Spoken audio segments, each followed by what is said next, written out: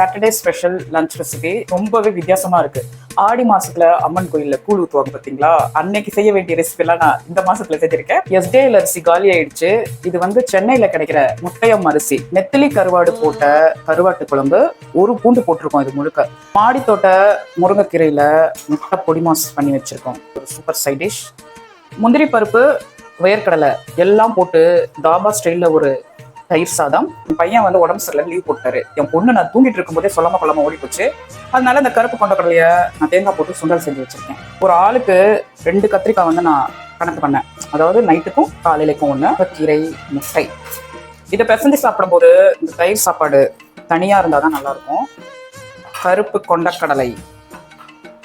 இன்னைக்கான lunch recipe எப்படி இருந்ததுன்னு கமெண்ட்ல சொல்றதோடு நீங்களும் அவசியம் இதை ட்ரை பண்ணி பாருங்க. Happy cooking, happy eating.